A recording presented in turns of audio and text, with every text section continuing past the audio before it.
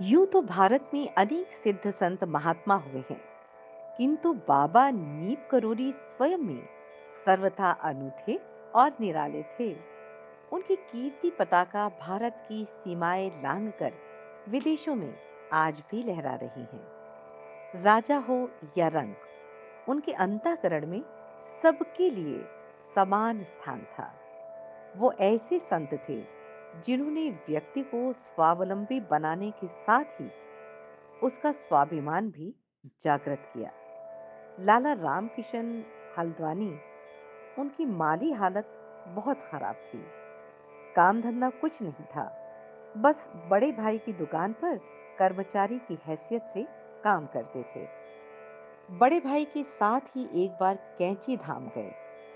बाबा ने रामकिशन से कहा, मैं तुझसे जो मांगूंगा लाएगा क्या? जवाब दिया कि अगर हिम्मत हुई तो जरूर लाऊंगा बाबा। तब बाबा ने कहा, देख, 1.25 मन देसी घी के लड्डू अपने हाथ से बनाकर लाना हनुमान जी के लिए।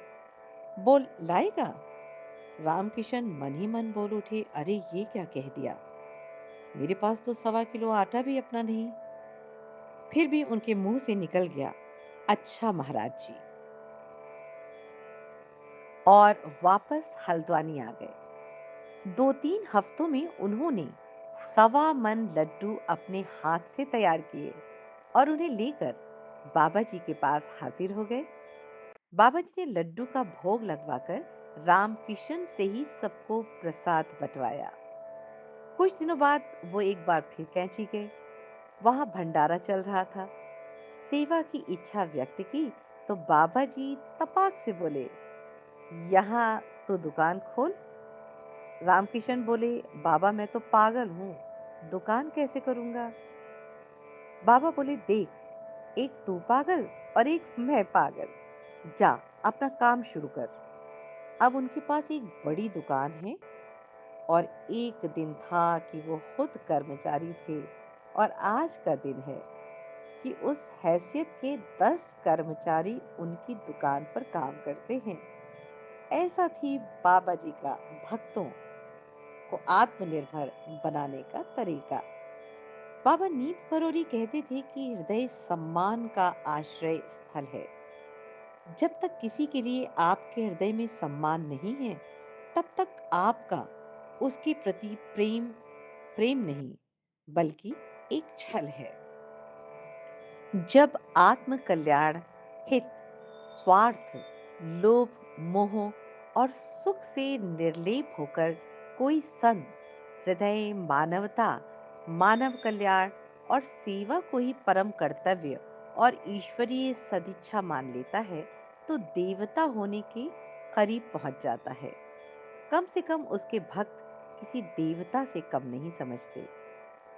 फिरोजाबाद जिले के अकबरपुर गांव में जन्मे बाबा नीप करोरी का वास्तविक नाम था लक्ष्मी नारायण शर्मा।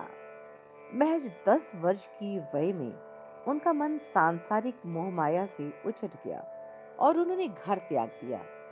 वो गुजरात में मोरवी के करीब बाबनिया जा पहुंचे। यहाँ रहकर उन्होंने अपना आध्यात्मिक विकास पूरा किया। यहाँ उन्होंने हनुमान जी का छोटा सा मंदिर बनाया। तब लोग उन्हें तलैया बाबा के नाम से पुकारते थे। जी उचटा तो महिला संत रमाबाई को मंदिर सौंपकर फर्रुखाबाद आ गए। यहाँ उनका नीम करोरी गांव में डेरा पड़ा। तब तक उनके ईश्वरीय चमत्कारों की गूंज यहाँ तक आ पहुंची थी। गांव में उन्हें श्री श्री 1008 परमहंस बाबा लक्ष्मण दास की पदवी दी गई, जो भारतीय आध्यात्मिक परंपरा में सर्वोच्च मानी जाती है। बाबा जी के अलौकिक चमत्कारों से प्रभावित लोगों की संख्या बढ़ती ही जा रही थी। यहाँ भी उन्होंने हनुमान जी का मंदिर बनाया। सन 1935 में उन्होंने गांव छोड़ने का निश्चय किया और नैनीताल की ओर प्रस्थान किया। यहाँ हनुमानगढ़ में उन्होंने हनुमान जी की विधिवत प्राण प्रतिष्ठा की। शिव और दुर्गा के उपासक पर्वतीय जन अब हनुमान जी की भक्ति में रमने लगे। बाबा अत्यंत सामान्य वेशभूषा में रहते थे, किंतु मुखमंडल अति तेजमय था। चेहरे पर अपार शांति, होठों से बिखरती मुस्कान की रश्मियां और हर प्राणी के लिए आंखों से झलकता अतिशय प्रेम किसी को भी मंत्रमुग्ध कर देता था।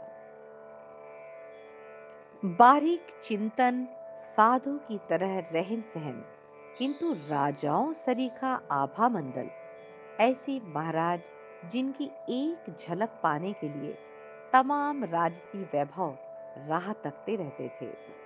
वो भक्तों के सुख दुख को बांटने के लिए उनके पीछे दौड़ते थे। वे किसी भी राजनेता, उद्योगपति को उसके अहंकार से मुक्त करके उसे हनुमान जी का भक्त बनाकर अपना लेते थे। बाबा जी की समकालीन संत और विद्वान उन्हें साक्षात हनुमान जी का अवतार मानते हैं। उनका किसी आडंबर में कतई विश्वास नहीं था। उन्होंने कभी भाषण या प्रवचन नहीं दिया। आग्रह करने पर यह कहकर टाल देते थे कि हम पढ़े लिखे नहीं हैं। लेकिन देश ही नहीं, विदेश के भी अनेक विद्वानों द्वारा बाबा जी के आध्यात्मिक चिंतन और चमत्कारों पर केंद्रित हजारों की संख्या में पुस्तकें उपलब्ध हैं।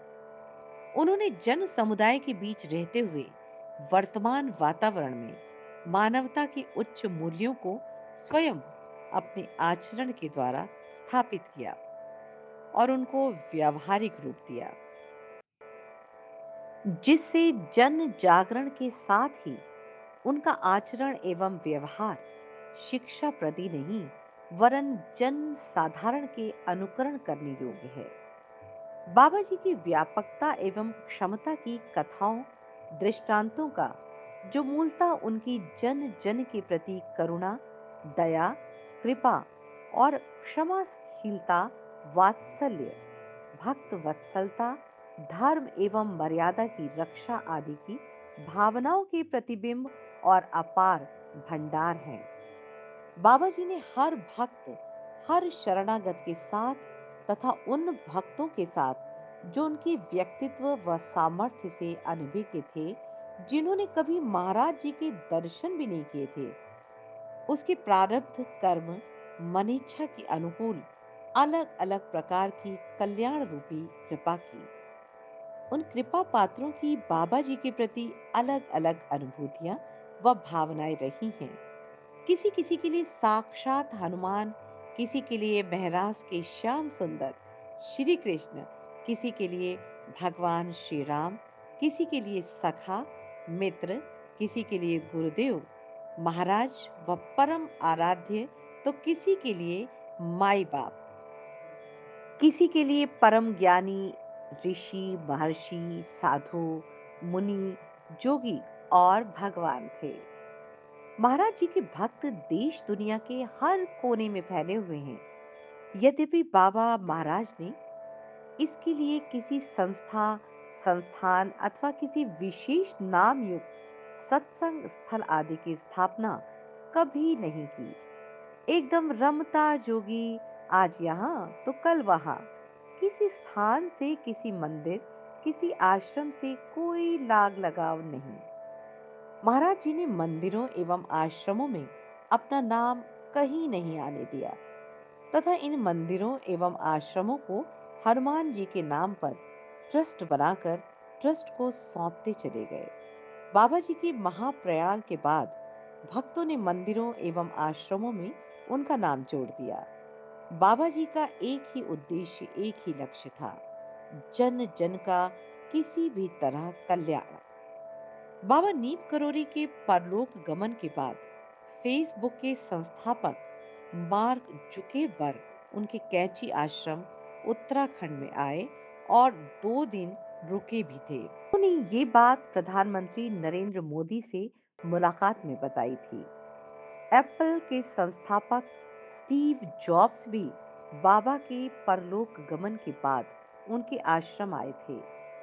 मार्क जुकेरबर्ग और स्टीव जॉब्स तब वहां आए थे जब उनके जीवन के सर्वाधिक बुरे दिन चल रहे थे।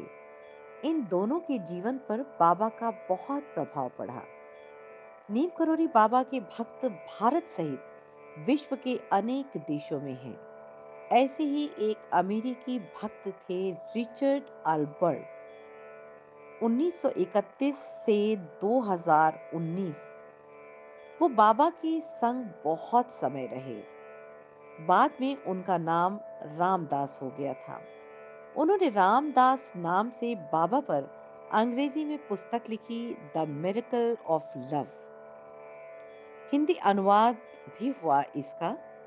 हिंदी में इस पुस्तक का नाम है बाबा नीब करोरी के अलौकिक प्रसंग।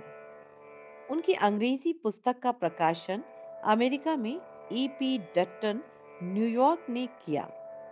किताब में बाबा के बारे में अद्भुत जानकारियां दी हैं। स्वामी करपात्री जी महाराज ने बाबा नीप करोरी के लिए कहा था कि इस कलयुग में कई विद्वान संतों ने जन्म लिया, लेकिन उनमें कोई भी बाबा नीप करोरी के जितना प्रबुद्ध एवं संपूर्ण नहीं था। महाराज जी कहते थे कि यदि भक्तों को सच्चाई का भान हो जाए तो वो मेरी शरीर का एक एक बाल नोच कर ले जाएंगे और गले में पहन लेंगे। महाराज जी ने अपनी दिव्यता को हमेशा छिपा कर रखा। महाराज जी के पास कोई भी जो खुले मन से बगैर कोई धारणा बनाए आता था, वही उनके दर्शन कर पाता था। लेकिन ये सब महाराज जी पर निर्भर करता था। महाराज जी का दर्शन, उनका हास परिहास, व्यंग्यात्मक उक्तियां, लीला वैचित्र, मनोहारी मुस्कान, कृत्रिम क्रोध की मुद्राएं, परम प्रेम पूर्ण दृष्टि, ललित चितवन, वात्सल्य अपनत्व, आध्यात्मिक परिपूर्णता सभी को सम्मोहित कर देती। महाराज जी भक्तों के अंतर में ढाई अक्षर वाले प्रेम को प्रस्फुटित कर देते, जो सारे वेदों, उपनिषदों, पुराणों, रामायण गीता का सार है। और जैसे वो छाप धुंधली होती, महाराज ने स्वयं आकर ज्योतिर्मय कर देते। ऐसी होती थी महाराज जी के साथ एक भक्तिमय संध्या। अमेरिकन महिला एंजेलिना ताउस ने सच ही कहा है कि महाराज जी के जीवन का अथवा उनके किसी भी कार्य का कोई भी वर्णन नहीं हो सकता। वे वर्णनातीत हैं। वे महाराज जी कौन थे, कौन हैं, उसकी अनुभूति केवल अंतर में की जा सकती है। उनके सम्मुख होने पर परम शांति एवं नैसर्गिक आनंद की अमृत वर्षा भी होती रहती थी। और अब उनकी अनुपस्थिति लगता है सभी को अपने कंबल में समेट चुकी है और समेटती जा रही है। जैसा उन्होंने कहा था कि वे कोई भी नहीं है, अर्थात शरीर नहीं है। बाबा जी कहते हैं, संकट से डरने वाले नहीं, संकट को हराने वाले बनो। हनुमान जी की तरह साहस और शक्ति से हर मुश्किल का सामना करो। यदि बाबा नीम करोली से जुड़ा ये सार गर्भित प्रसंग आपको भी पसंद आया, तो कृपया हमारे चैनल को सब्सक्राइब और लाइक करना ना भूलें। आपका कमेंट बाबा जी से जुड़ी ऐसी ही और भी कहानियां लेकर आने के लिए हमें प्रेरित करेगा। तो चलिए प्रेम से बोलिए, बाबा नीम करोली महाराज की जय हो।